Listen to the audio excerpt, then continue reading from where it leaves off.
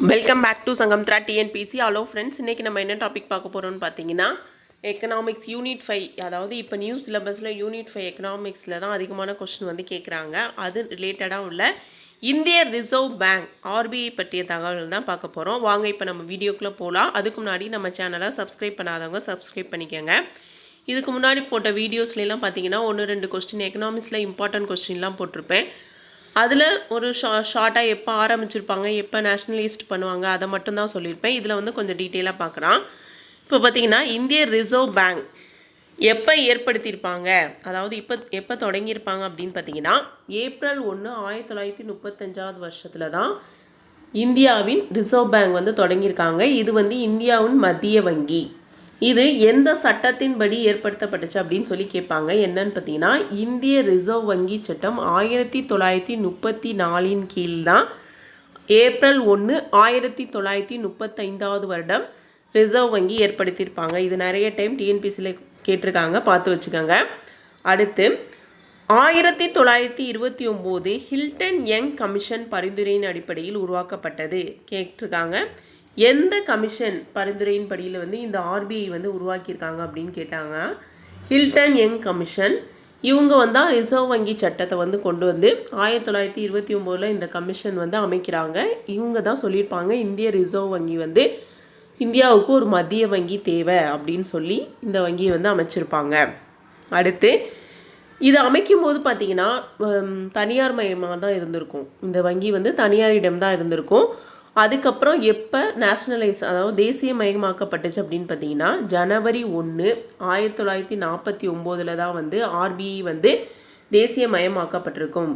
1935 April 1 வந்து தொடங்கியிருப்பாங்க. எந்த சட்டம்னு பார்த்தீங்கன்னா 1934 வருடம் ரிசர்வ் வங்கி சட்டம். அதன்படி தான் எந்த கமிஷன் பார்த்தீங்கன்னா 1929 ஹில்டன் யங் கமிஷன் அந்த பரிந்துரையின் அடிப்படையில் தான் ஏற்படுத்தியிருப்பாங்க. எப்போ தேசியமயமாக்கப்பட்டது, தனியாரிடம் இருந்து அரசுக்கு சொந்தமானது அப்படின்னு பார்த்தீங்கன்னா ஜனவரி 1, 1949. இந்த 3 பாயிண்ட்மே ரொம்ப இம்பார்ட்டன்ட். இந்த சட்டத்தை, அதாவது இந்த 1949 வந்து தேசியமயமாக்கப்பட்டதில் அதை வந்து வங்கி ஒழுங்குமுறை சட்டம் அப்படின்னு சொல்லி அழைக்கிறாங்க. டிஎன்பிசியில் கேட்கலாம், வங்கி ஒழுங்குமுறை சட்டம் எந்த ஆண்டு ஏற்படுத்தப்பட்டது அப்படின்னு கேட்கலாம். 1949 தான் இந்த வங்கி ஒழுங்குமுறை சட்டம் வந்து ஏற்படுத்தியிருக்காங்க.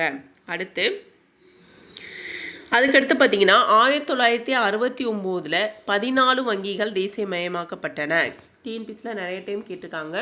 14 வங்கிகள் எப்போது தேசியமயமாக்கப்பட்டுச்சு அப்படின்னு பார்த்தீங்கன்னா 1969. அடுத்து இந்த ரிசர்வ் வங்கி வந்து 1935 வருடம் ஆரம்பிச்சிருக்காங்க. 1949 தேசியமயமாக்கப்பட்ட பின்னாடி 22 வட்டார கிளைகள் வந்து இதுக்கு வந்து மொத்தமாக 22 வட்டார கிளைகள் உள்ளது. டிசம்பர் 27, 1945 முதல் ஐஎம்எஃப்பில் உறுப்பினராக உள்ளது. இந்த ஃபர்ஸ்ட்டில் கொடுத்துருக்க எல்லாமே ரொம்ப இம்பார்ட்டண்டான பாயிண்ட், பார்த்து வச்சுக்கோங்க. எப்போ ஏற்படுத்தியிருக்காங்க, எந்த ஆண்டு தேசியமயமாக்கப்பட்டுச்சு, எந்த கமிஷன், வங்கி ஒழுங்குமுறை சட்டம் அப்படின்னா என்ன, எப்போ வந்து 14 வங்கிகள் வந்து தேசியமயமாக்கப்பட்டுச்சு, அதுக்கப்புறம் வந்து எப்போ ஐஎம்எஃப்ல இணைந்தாங்க, இதெல்லாம் பார்த்து வச்சுக்கோங்க. இந்த ரிசர்வ் வங்கிக்கு வேறு பெயர் இருக்குது. என்னன்னு பார்த்தீங்கன்னா வங்கிகளின் வங்கி அப்படின்னு டிஎன்பிசியில் கேட்டிருக்காங்க. வங்கிகளின் வங்கி என்று அழைக்கப்படும் வங்கி எது? இந்திய ரிசர்வ் பேங்க். மைய வங்கி அப்படின்னு சொல்லி அழைக்கப்படுவது என்ன? இதுதான், ஆர்பிஐ தான். அப்புறம் கடைசி நிலை கடன் வழங்குவார் அப்படின்னு சொல்லி கேட்டாலும் வந்து இந்திய ரிசர்வ் வங்கி தான். வங்கிகளின் தாய் அப்படின்னு கேட்டாங்கன்னா இங்கிலாந்து பேங்க். வங்கிகளின் தாய் அப்படின்னு கேட்டால் அது வந்து இங்கிலாந்து பேங்க். நோட் பண்ணிக்கோங்க. அடுத்து இதோட நோக்கம், இப்போ வந்து இந்த பேங்க் வந்து அமைச்சிடுறாங்க. இதோட நோக்கம் என்னன்னு பார்த்தீங்கன்னா முக்கியமாக 2 தான் நீங்கள் ஞாபகம் வச்சுக்கணும். ஒன்று வந்து பணத்தை வந்து எப்படி கையாளுது அப்படின்னு சொல்கிறது, கடன் வழங்குதல். இந்த பணத்தை வந்து தயாரிக்கிறது, இன்னொன்று வந்து கடன் வழங்குதல். இந்த 2 வேலை தான் முக்கியமாக ஆர்பிஐ பண்ணுறாங்க. என்னன்னு பார்ப்போம். ரூபாய் நோட்டுகளை வெளியிடுவதை ஒழுங்குபடுத்துதல், இருப்புகளை பராமரித்தல் மற்றும் கடன் மற்றும் நாணய முறையை இயக்குவதற்காக நிறுவப்பட்டது. முக்கியமான நோக்கம் ரூபாய் நோட்டுகளை வெளியிடுதலை வந்து ஒழுங்குபடுத்தணும், அதோட இருப்புகளை வந்து பராமரிக்கணும், கடன் மற்றும் நாணய முறையை இயக்குவதற்காக தான் இது முக்கியமாக நிறுவியிருக்காங்க. அடுத்து இதோட தலைமையகம் பார்த்தீங்கன்னா மும்பை, மகாராஷ்டிரில் தான் இருக்குது. மகாராஷ்டிரா மாநிலத்தில் மும்பையில் இருக்குது. 1935 அமைக்கும் போது கல்கத்தாவில் தான் இருந்திருக்கும். அதாவது 1937 வரைக்கும் இதோட தலைமையகம் வந்து கல்கத்தாவில் தான் இருந்திருக்கும். 1937க்கு அப்புறம் தான் மும்பை வந்து தலைமையகமாக செயல்பட்டு வருது. இதோட சின்னம் பார்த்தீங்கன்னா சின்னத்தில் வந்து பார்த்தீங்கன்னா புலியும் பனைமரமும் இடம்பெற்றிருக்கும். புலியும் பனைமரமும் தான் இந்த ஆர்பிஐ சின்னத்தில் இடம்பெற்றிருக்கும். அடுத்து இதோட முக்கியமான பணிகள் என்னென்னு பார்ப்போம். ஃபர்ஸ்ட்லேயே பார்த்துட்டோம். முக்கியமான பணி என்ன? பணத்தை வெளியிடுதல், அதை கடன் எப்படி வழங்குறது, இது ரெண்டும் தான். மீதி என்னென்ன பணின்னு பார்ப்போம். பணத்தை வெளியிடுவது, நாணய முறையை நிர்வகிப்பது, வங்கிகளை ஒழுங்குபடுத்துவது, பணவியல் கொள்கையை நிர்ணயிப்பது மற்றும் அரசு வங்கி சேவைகளை வழங்குவது ஆகியவை ஆகும். பணத்தை வெளியிடணும், நாணய முறையை வந்து நிர்வகிப்பது, வங்கிகளை ஒழுங்குபடுத்துவது, பணவியல் கொள்கையை நிர்ணயிப்பது மற்றும் அரசுக்கு வங்கி சேவைகளை வழங்குவது ஆகியவை இதன் முக்கியமான பணிகள். அதுக்கப்புறம் பார்த்தீங்கன்னா 2014 நாணய கொள்கை குழு அமைக்கப்படும் வரை இந்தியாவின் நாணயங்களையும் கட்டுப்படுத்தியது. கேட்கலாம், நாணய கொள்கை குழு எந்த ஆண்டு அமைக்கப்பட்டதுன்னு கேட்கலாம். 2016. அது வரைக்கும் வந்து இது இந்தியாவின் நாணயங்களையும் வந்து கட்டுப்படுத்தியது அப்படின்னு சொல்லியிருக்காங்க. இன்னொன்று 2014 தெரிஞ்சு ஞாபகம் வச்சுருப்பீங்கன்னு தெரியும். நவம்பர் 8 தான் வந்து பண மதிப்பிழப்பு நடவடிக்கை வந்து செய்திருப்பாங்க ஆர்பிஐ 2016. அடுத்து இதோட சின்னம் பார்த்தோம். புலியும் பனைமரமும் இந்த சின்னத்தில் இடம்பெற்றிருக்கும். அடுத்த ஆளுநர், அதாவது இந்த ஆர்பிஐ அமைச்சிட்டாங்க, அதை நிர்வகிக்க வந்து ஒரு தலைமை ஆளுநர், 4 துணைநிலை ஆளுநர்கள் இருக்காங்க. அதை யார் பணியமர்த்துறார் அப்படின்னு பார்த்தீங்கன்னா, இந்திய ரிசர்வ் வங்கியின் ஆளுநரை நடுவண் அரசு நியமிக்கிறது. குறிப்பாக இந்திய நிதியமைச்சரின் பரிந்துரையின்படி பிரதமரால் ஆளுநர் நியமிக்கப்படுகிறார். அதாவது ஒரு ஆளுநர் மற்றும் 4 துணை ஆளுநர்கள் உள்ளனர். இதை நிர்வாகம் செய்ய இந்திய ரிசர்வ் வங்கியின் ஆளுநரை வந்து நடுவண் அரசு, அதாவது மத்திய அரசு தான் நியமிக்கிறது. குறிப்பாக இந்திய நிதியமைச்சரின் பரிந்துரையின்படி பிரதமரால் ஆளுநர் வந்து நியமிக்கப்படுகிறார். யாருடைய பரிந்துரைன்னு பார்த்தீங்கன்னா நிதியமைச்சரின் பரிந்துரை. இதெல்லாம் நீங்கள் கரெக்டாக பார்த்துக்கணும். கூற்று காரணத்தில் வச்சு கேட்டுருவாங்க. அடுத்து பல்வேறு துறையை சார்ந்த 10 இயக்குநர்களும் இருக்காங்க. இதில் வந்து ஒரு ஆளுநர், 4 துணைநிலை ஆளுநர்கள், 10 இயக்குநர்கள் வந்து வேறு வேறு டிபார்ட்மெண்ட்டை சேர்ந்த 10 டைரக்டர்ஸ் வந்து இயக்குறாங்க அப்படின்னு சொல்கிறாங்க. அடுத்து முதல் கவர்னர் ஜெனரல் யாருன்னு பார்த்தீங்கன்னா சர் ஆஸ்போன் ஸ்மித். இவர் வந்து ஆங்கிலேயர். முதல் கவர்னர் ஜெனரல் அப்படின்னு டிஎன்பிசியில் நிறைய டைம் கேட்டிருக்காங்க. யாருன்னு பார்த்தீங்கன்னா சர் ஆஸ்போன் ஸ்மித். முதல் இந்திய ஆளுநர், முதல் இந்திய கவர்னர் யாருன்னு பார்த்தீங்கன்னா சிடி தேஷ்முக். கொஸ்டினை டிஃப்ரென்ஷியேட் பண்ணிக்கணும். முதல் கவர்னர் ஜெனரல் அப்படின்னா சர் ஆஸ்போன் ஸ்மித். இந்திய தலைமை ஆளுநர் யாருன்னு பார்த்தீங்கன்னா தேஷ்முக். அடுத்து ரிசர்வ் வங்கியின் ஆளுநராக பணியாற்றிய ஒரே பிரதமர் யார் அப்படின்னு கேட்கலாம். ரிசர்வ் வங்கியின் ஆளுநராக பணியாற்றிய ஒரே பிரதமர் யாருன்னு பார்த்தீங்கன்னா மன்மோகன் சிங். இவர் வந்து 1982 முதல் 1985 வரைக்கும் பணியாற்றியிருப்பார். ரிசர்வ் வங்கியின் ஆளுநராக பணியாற்றிய ஒரே பிரதமர் மன்மோகன் சிங். அடுத்து தற்போதைய கவர்னர், தற்போதைய ஆளுநர் யாருன்னு பார்த்தீங்கன்னா சஞ்சய் மல்ஹோத்ரா. இவர் வந்து 26வது கவர்னர் ஜெனரல்.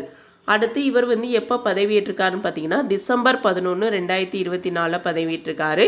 இதோட கால அளவு பார்த்தீங்கன்னா 3 ஆண்டுகள். இவருக்கு முன்னாடி 25ஆவதாக இருந்தவர் யாருன்னு பார்த்தீங்கன்னா சக்திகாந்த் தாஸ். இதெல்லாம் வந்து கரண்ட் அஃபேர்ஸ் ரிலேட்டடாக நீங்கள் படித்து வச்சுக்கணும். எக்ஸாமில் கண்டிப்பாக கேட்பாங்க. அடுத்து இதோட முக்கிய பொறுப்புகள். ஆர்பிஐ இப்போ பற்றி பார்த்துட்டோம். எப்போ ஆரம்பித்தாங்க, எப்போ தேசியமயமாக்கப்பட்டுச்சு, அதோட சின்னம், ஆளுநர்கள், யாரை வந்து அவங்கள நியமிக்கிறாங்க, எவ்வளோ ஆண்டுகள் அவங்க இருப்பாங்க, இதெல்லாம் பார்த்தாச்சு. அதோட பொறுப்புகள் என்னன்னு பார்ப்போம். ஃபஸ்ட்டு வந்து நாணயத்தை வந்து வெளியீடு, நாட்டின் பணத்தாள்கள் மற்றும் நாணயங்களை வெளியிடுகிறது. அடுத்து அரசு வங்கியாளர், அரசாங்கத்தின் பண பரிவர்த்தனைகளை நிர்வகிக்கிறது மற்றும் அரசாங்க கடன்களை கையாள்கிறது. இதுதான் வந்து மைய வங்கி, வங்கிகளின் வங்கின்னு சொல்கிறோம்ல. இந்த வங்கி தான் மற்ற வங்கிகளுக்கு வந்து கடனை வந்து கொடுக்குது. அந்த வங்கியை வந்து நிர்வகிக்கிறதும் இதுதான். அடுத்து மைய வங்கி இந்தியாவின் பணவியல் மற்றும் நிதியமைப்பு தொடர்பான நடவடிக்கைகளுக்கு பொறுப்பாக இருக்கிறது. இந்தியாவில் உள்ள பணவியல் மற்றும் நிதியமைப்பு தொடர்பான நடவடிக்கைகளுக்கு பொறுப்பாக உள்ளது. அது அடுத்து நாட்டின் நிதி நிலைத்தன்மையை பற்றி அறிக்கையை தருகிறது. எப்படின்னா, நாட்டின் நிதி அமைப்பின் நிலைத்தன்மையை உறுதி செய்கிறது. நம் நாட்டில் வந்து நிதி நிலைத்தன்மையை உறுதி செய்கிறதும் ஆர்பிஐ தான். இதோட முக்கியமான பொறுப்புகள். அடுத்து டிஎன்பிஎஸ்சியில் எதிர்பார்க்கப்படுற கேள்விகளாக ஒன்றொன்னா பார்ப்போம். ரிசர்வ் வங்கியின் பணியாளர் கல்லூரி எங்கே அமைந்துள்ளது? ரிசர்வ் வங்கியின் பணியாளர் கல்லூரி இருக்குது. அதாவது ஆர்பிஐயில் வந்து எக்ஸாம் வைக்கிறாங்களா, அதை பாஸ் பண்ணவங்களுக்கு வந்து ட்ரைனிங் கொடுக்குறது மாதிரி. எங்கன்னா சென்னையில் தான். இங்கே வந்து ஜூலை 3, 1963 தான் நிறுவப்பட்டிருக்கு. ரிசர்வ் வங்கியின் பணியாளர் கல்லூரி வந்து எங்கே அமைந்துள்ளதுன்னா சென்னையில் ஜூலை 3, 1963 வந்து நிறுவப்பட்டிருக்கு. அடுத்து ஆர்பிஐ சட்டம் 1934 படி, முன்னாடியே பார்த்தோம், இதன்படி தான் ரிசர்வ் பேங்க் ஆஃப் இந்தியா வந்து அமைச்சிருப்பாங்க. அதில் வந்து நிறைய பிரிவு இருக்குது. அந்த பிரிவில் 22 என்ன சொல்லுதுன்னு பார்ப்போம். இந்தியாவில் நாணயங்களை வெளியிடுவதற்கும் அல்லது அச்சிடுவதற்கும் முழு அதிகாரம் உள்ளது. இந்தியாவில் நாணயங்களை வெளியிடுவதற்கும் அல்லது அச்சிடுவதற்கும் முழு அதிகாரம் வந்து ஆர்பிஐக்கு உள்ளது. அடுத்து ஆர்பிஐ சட்டம் பிரிவு 24 என்ன சொல்லுன்னு பார்ப்போம். இதன்படி இந்தியாவில் அச்சிடப்படும் அதிகபட்ச மதிப்பு ரூபாய் 10,000 ஆகும். இந்தியாவில் அச்சிடப்படும் அதிகபட்ச மதிப்பு ரூபாய் 10,000.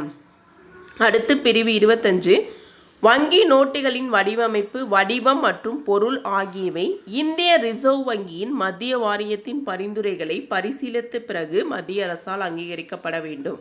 பிரிவு 25 என்ன சொல்லுன்னு பார்த்தீங்கன்னா, வங்கி நோட்டுகளோட வடிவமைப்பு, வடிவம் மற்றும் பொருள் அதெல்லாம் வந்து ரிசர்வ் வங்கியின் மத்திய வாரியத்தோட பரிந்துரையின்படி தான் மத்திய அரசால் அங்கீகரிக்கப்பட வேண்டும் அப்படின்னு சொல்லுது.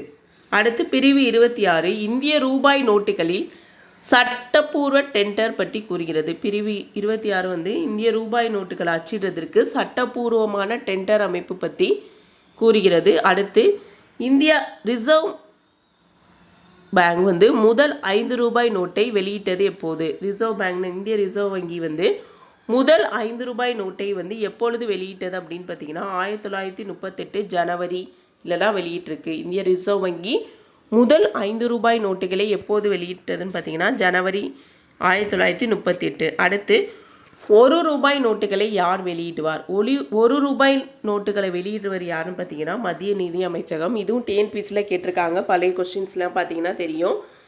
1 ரூபாய் நோட்டுகளை வெளியிடுவர் யாருன்னு பார்த்தீங்கன்னா மத்திய நிதி அமைச்சகம். 1 ரூபாய் இல்லாமல் அதற்கு மேல் உள்ளதெல்லாம் வெளியிடுறது வந்து ஆர்பிஐ. ஆனால் 1 ரூபாய் நோட்டை மட்டும் வெளியிடுறது மத்திய நிதி அமைச்சகம். அது மட்டும் இல்லாமல் 1 ரூபாய் நோட்டுகளை வெளியிட்டு அதில் கையெழுத்திடுவர் வந்து பார்த்திங்கன்னா நிதி அமைச்சகத்தின் நிதி செயலாளரின் கையொப்பம் தான் இருக்கும்.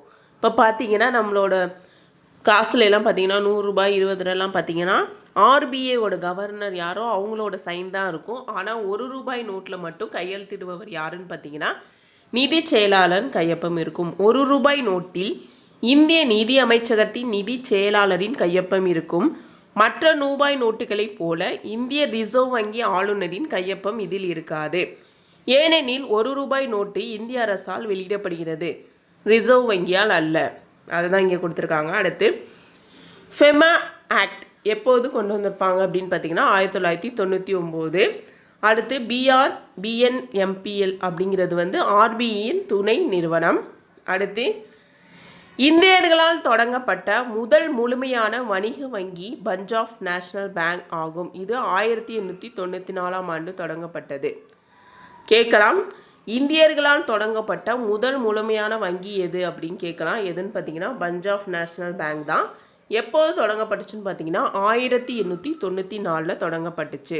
அடுத்து 1917 1 ரூபாய் மற்றும் 2 ரூபாய் நோட்டுகள் வெளியிடப்பட்டன. முன்னாடியே பார்த்தோம், 5 ரூபாய் நோட்டுகள் வந்து வெளியிட்டு 1938. இதுவே 1 ரூபாய் மற்றும் 2 ரூபாய் நோட்டுகள் வந்து 1917 வந்து வெளியிட்டிருக்காங்க. அடுத்து நாணய அச்சு நிலையங்கள். நாணயங்கள் வந்து ரூபாய் நோட்டுகளும் நாணயங்களும் எங்கே அச்சிடப்படுறாங்கன்னு பார்ப்போம். இப்போ வந்து ரூபாய் நோட்டுகள் அச்சிடப்படும் இடங்கள் வந்து 4 இடம் இருக்குது. என்னன்னு பார்த்தீங்கன்னா இது 4 தான். நாசிக், தேவதாஸ், மைசூர், சல்ஃபோடி. அதாவது மகாராஷ்டிரா நாசிக்லையும், மத்திய பிரதேசில் தேவாஸ், கர்நாடகாவில் மைசூர், சல்ஃபோனி, மேற்குவலாலம் இந்த 4 இடங்களையும் வந்து ரூபாய் நோட்டுகள் வந்து அச்சிடப்படுறாங்க. ரூபாய் நோட்டுகள் நாணயங்கள் கிடையாது. நாசிக் மற்றும் தேவோஸ் ஆகிய 2 அச்சங்களும் அரசுக்கு சொந்தமானவை. அதாவது நாசிக் மற்றும் தேவோஸ் இந்த ரெண்டும் வந்து அரசுக்கு சொந்தமானது, மற்ற இரண்டும் வந்து ஆர்பிஐக்கு சொந்தமானது.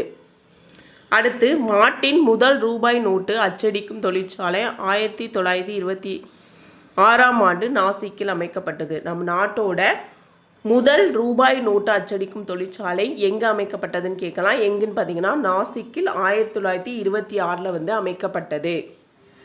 அடுத்து நாணயங்கள் மும்பை, கொல்கத்தா, ஹைதராபாத் மற்றும் நொய்டா ஆகிய 4 இடங்களில் வடிவமைக்கப்பட்டு அச்சடிக்கப்படுகின்றன.